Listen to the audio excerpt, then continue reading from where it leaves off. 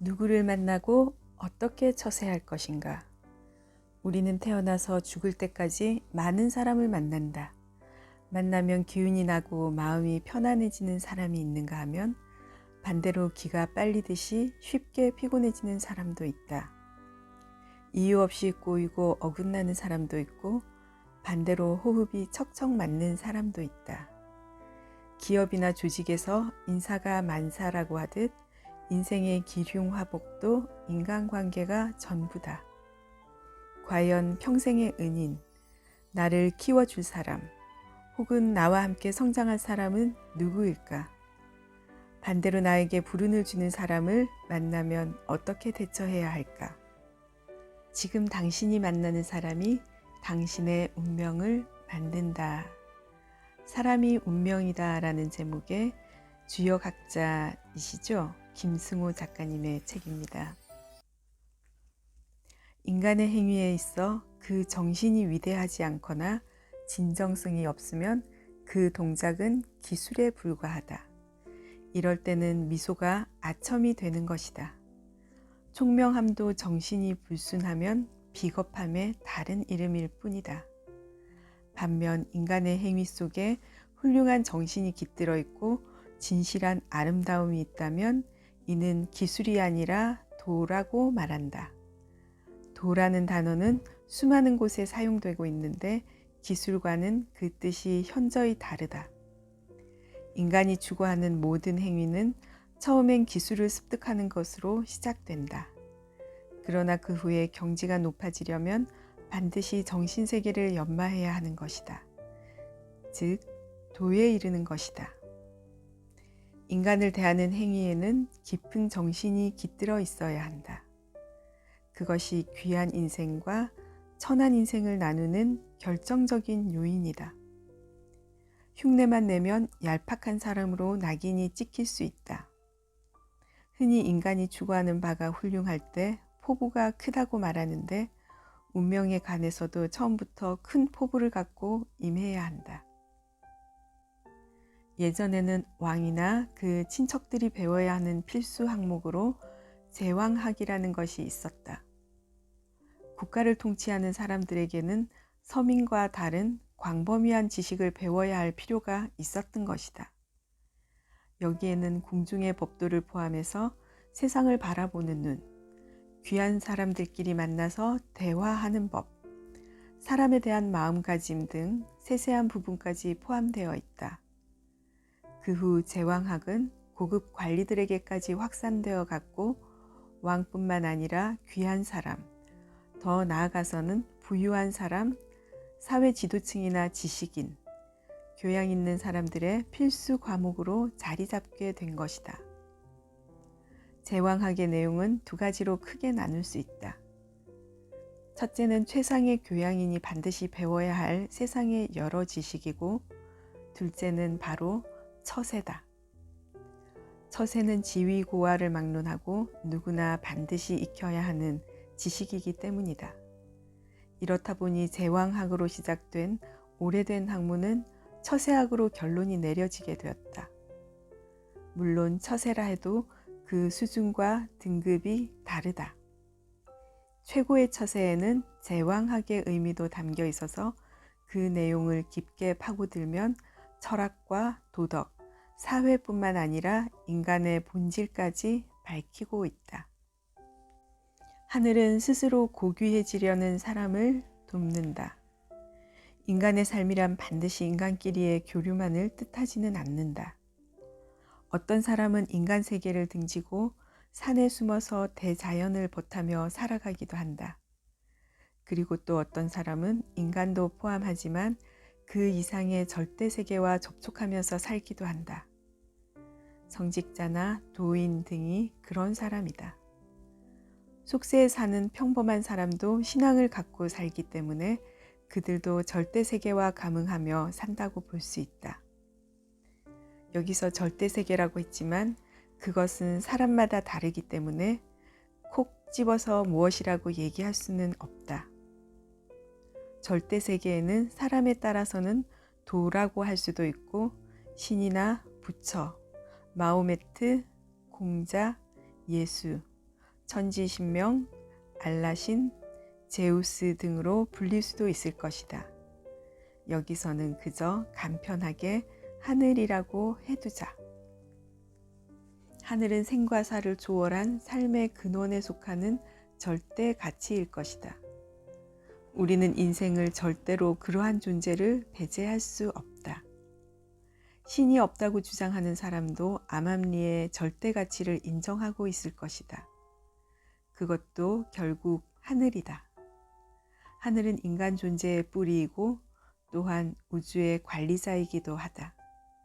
그렇기 때문에 우리는 하늘과 함께 살아간다고 볼 수 있는 것이다. 먹고 사느라 바쁠 때는 현실에서 하늘의 존재를 자주 잊곤 한다. 하지만 불현듯 하늘의 존재를 느끼는 순간도 종종 있다. 가령 어떤 사람이 양심이란 것을 생각하고 있을 때 이는 곧 하늘이고 최고의 가치나 떳떳함을 얘기할 때도 그것이 바로 하늘이다. 사람이 항상 하늘만 생각하는 것은 아니지만 하늘을 완전히 배제하고 살지는 못할 것이다. 조폭세계에 의리라는 말이 있는데 실은 이것도 하늘과 다르지 않다. 어떤 사람이 남들 몰래 골목에 쓰레기를 잔뜩 내다 버렸다고 하자. 들키지만 않으면 남들로부터 지탄받지도 않고 친구를 잃는 것도 아니다. 남의 돈을 슬쩍 훔쳐도 영원히 걸리지만 않으면 출세에 지장이 없다. 혼란한 틈을 타서 번번이 친구에게 밥값 계산을 미루어도 인간관계에 큰 지장을 주지는 않는다.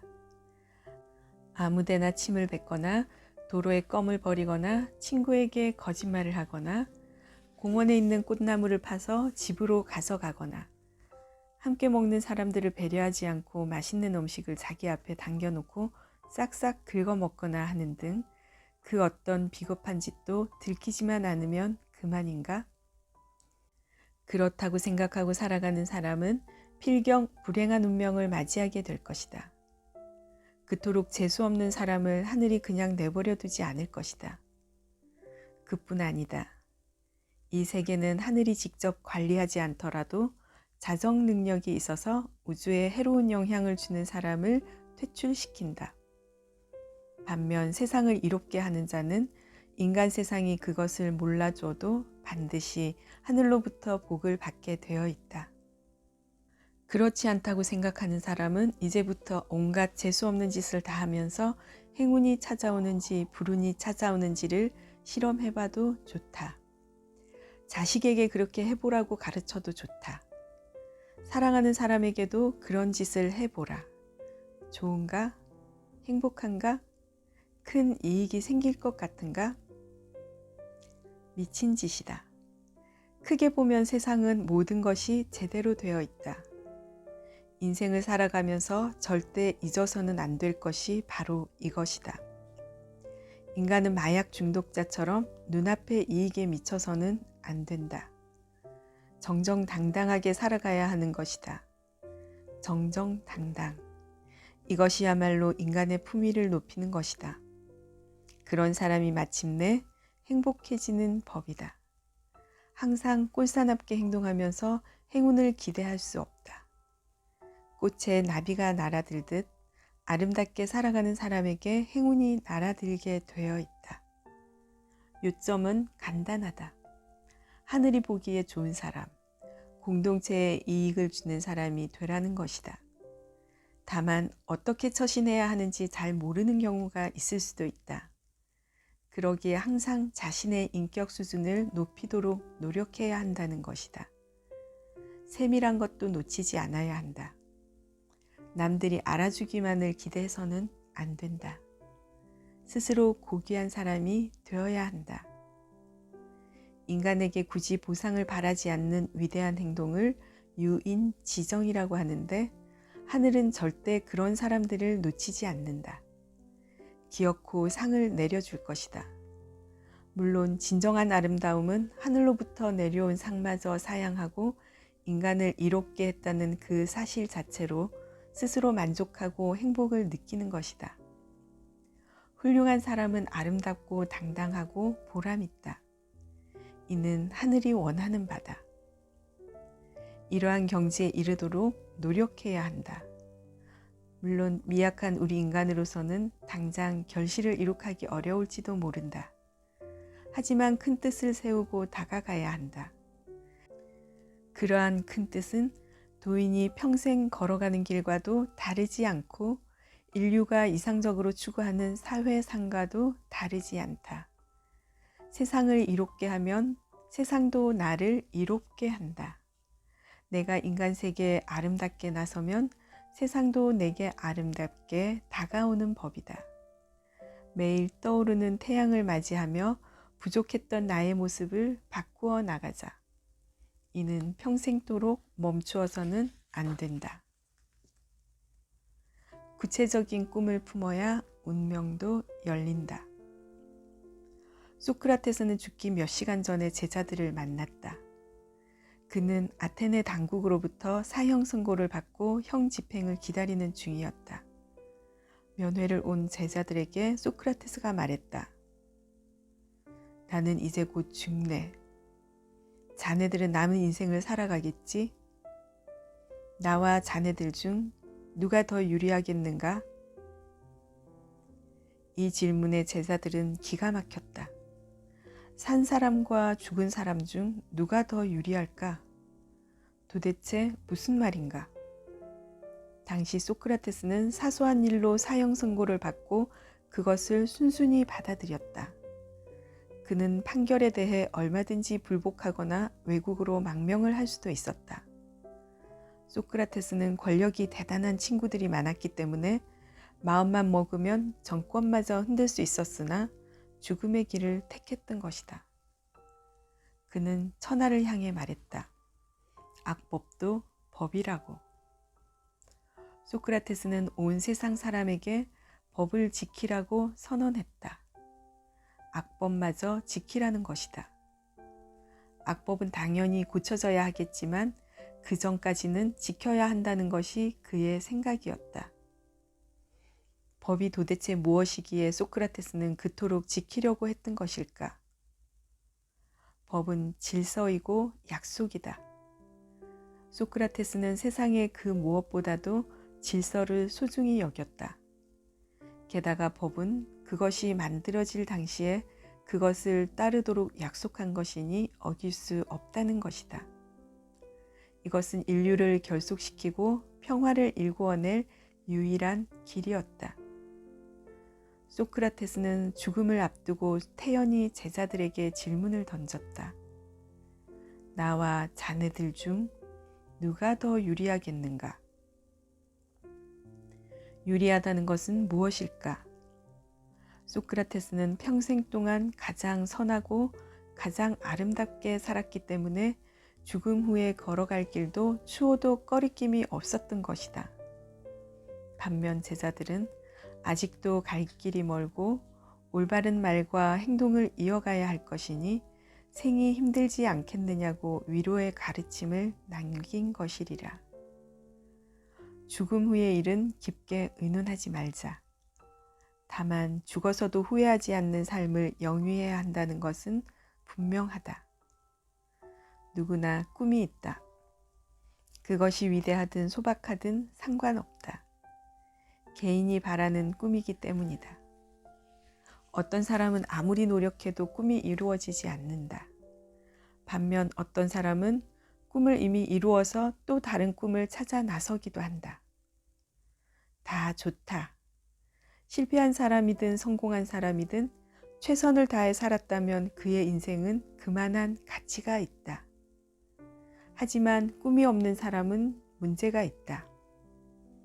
이런 사람들은 그저 사라지는 것으로 돈만 많이 벌면 그만이라는 식이다. 막연히 살아가는 인생이다. 무엇을 반드시 이룩해 보겠다는 목표도 없고 계획이나 전망도 없다. 삶이란 이런 식으로 흘러가서는 안 된다. 꿈을 구체적으로 품고 살아야 운명도 열리는 법이다. 하늘은 스스로 돕는 자를 돕는다고 하지 않는가. 여러 가지 꿈이 있어도 좋지만 한 가지 꿈을 가지고 사는 것도 충분히 괜찮다. 한 가지 꿈도 없이 살아간다면 이는 진정한 삶의 뜻을 모르는 것이다.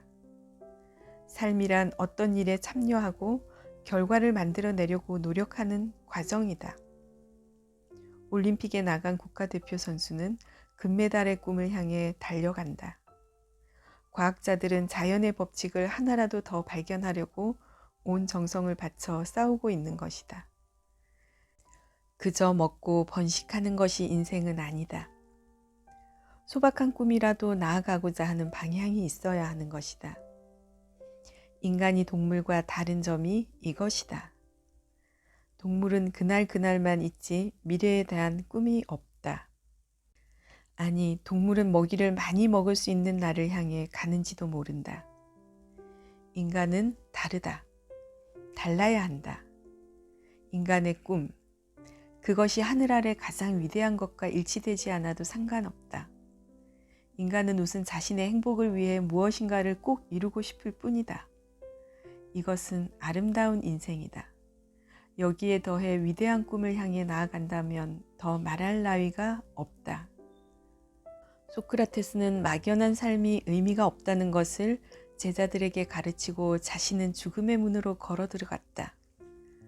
부연하자면 나는 의미 있게 살았으니 죽어도 좋을 것이므로 뜻을 이룰 수만 있다면 죽음이 결코 손해가 아니라는 것. 그리고 자네들이 뜻없이 산다면 그것은 오히려 손해일 것이라는 교훈을 가르친 것이다. 성인인 소크라테스에게는 영원한 꿈이 있었을 것이다. 그리고 인간인 우리에게는 일생의 꿈이 있다. 그 꿈은 누구나 간직하고 싶고 가능한 빨리 이룩하고 싶은 꿈이다. 여기서 잠시 꿈의 내용을 살펴봐도 좋지 않을까? 인간의 꿈은 참으로 다양하다. 성인의 꿈은 어쩌면 단순할지도 모른다.